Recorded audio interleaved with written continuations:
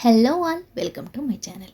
ఈరోజు మీ అందరి కోసం ఎంతో టేస్టీగా హెల్తీగా ఉండే ములక్కాడ గ్రేవీ కర్రీ చూపించాను. ఈ మసాలా కర్రీ క్యాటరింగ్ స్టైల్లో అచ్చం అదే విధంగా ఉంటుంది. టేస్ట్ మాత్రం చాలా బాగుంటుందండి.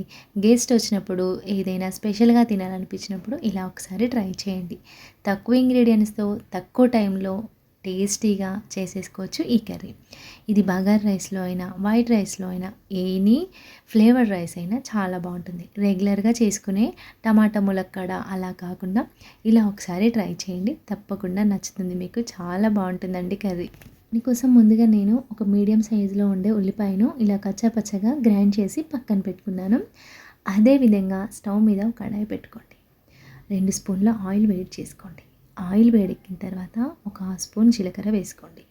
జీలకర్ర చిటపటలాడుతున్నప్పుడు ఇలా నిలువుగా కట్ చేసుకున్న 2 నుండి 4 వరకు పచ్చిమిర్చిని వేసుకోండి. ఇవి కొంచెం ఫ్రై అయిన తర్వాత మనం ముందుగా కచ్చాపచ్చగా దంచి పెట్టుకున్న ఈ ఉల్లిపాయని వేసుకోవాలి. ఇలా పేస్ట్గా చేసుకుంటేనే గ్రేవీ థిక్గా ఉంటుంది, టేస్ట్ కూడా చాలా బాగుంటుంది.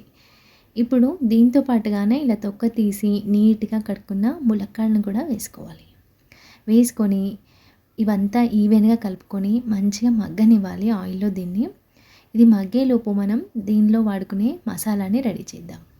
దానికోసం 1 స్పూన్ వరకు పల్లీలు, 3 ఇలాచి, అలాగే 4 నుండి 3 లవంగాలు, అలాగే 1 ఇంచు దాల్చిన చెక్క వేసుకొని ఇలా లో ఫ్లేమ్లో పెట్టుకొని కంటిన్యూగా ఫ్రై చేసుకోవాలి. అస్సలు మాడిపోకుండా చూసుకోండి.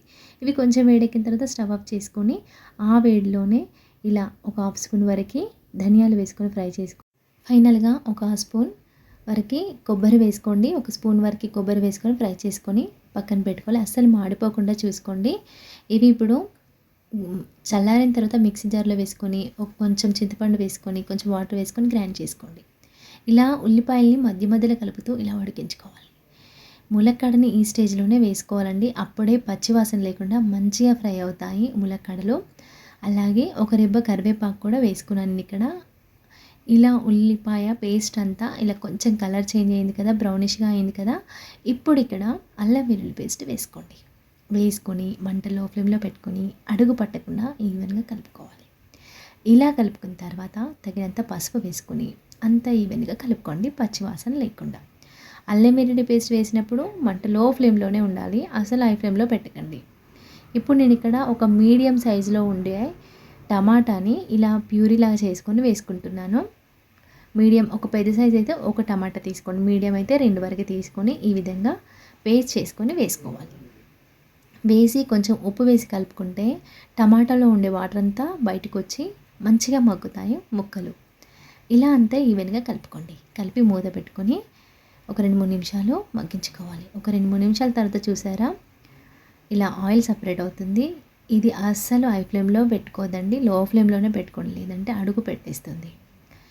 ఇలా ఆయిల్ సపరేట్ అవుతున్నప్పుడు మనం ముందుగా గ్రైండ్ చేసి పెట్టుకున్న ఈ మసాలా పేస్ట్ని వేసుకోవాలి. ఇలా వేసి అంత బాగా కలుపుకొని మంట లో ఫ్లేమ్లో పెట్టుకొని మగ్గించుకోవాలి. ఒక 2 నిమిషాలు మగ్గిన తర్వాత ఇలా ఆయిల్ సపరేట్ అవుతుంది కదా, ఇక్కడ ఇందులో కొంచెం వాటర్ వేసుకోండి. ఎక్కువగా వేసుకోవద్దు, కొంచెం వేసుకొని కలపండి. అలాగే కారం కూడా వేసుకోండి, తగినంత ఉప్పు కూడా వేసుకోండి. వేసి కారము ఉప్పు మాడిపోకుండా ఉండడానికి నేను ఇక్కడ కొంచెం వాటర్ యాడ్ చేసుకున్నాను. ఇవి కొంచెం వేగిన తర్వాత మీ కన్సిస్టెన్సీకి తగ్గట్టుగా వాటర్ మళ్ళీ యాడ్ చేసుకోండి. కారం ఉప్పు కొంచెం మగ్గిన తర్వాత ఒక 2 నిమిషాలు మగ్గిన తర్వాత మీ గ్రేవీ కన్సిస్టెన్సీకి తగ్గట్టుగా వాటర్ యాడ్ చేసుకొని అంతా ఈవెన్గా కలుపుకోండి. ఉప్పు కారం అన్నీ ఇక్కడే చూసుకోండి. ఇలా మూత పెట్టి మంట లో ఫ్లేమ్లో పెట్టుకొని 2-3 నిమిషాలు మగ్గించుకోండి. చూసారా ఈ విధంగా ఆయిల్ అంతా సపరేట్ అయిపోతుంది.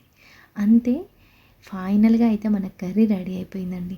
సింపుల్గా టేస్టీగా ఉండే మసాలా గ్రేవీ కర్రీ ములక్కాడతో రెడీ అయింది. ఇందులో ఇలాంటి మసాలాలు మనం యూజ్ చేయము, గరం మసాలా లాంటివి ఆల్రెడీ మసాలాలు వేసాం కాబట్టి. ఇలా ములక్కాడలు పర్ఫెక్ట్గా ఉడికే వరకు మంచిగా ఉడికించుకోవాలండి. అంతే, సింపుల్గా టేస్టీగా ఉండే ములక్కాడ కర్రీ రెడీ అయింది. మీకు నచ్చిందా? నచ్చితే తప్పకుండా ట్రై చేయండి. మీకు ఎలా వచ్చిందో నాకు కామెంట్ సెక్షన్లో చెప్పడం అస్సలు మర్చిపోద్దు. Thank you for watching. Please subscribe my channel.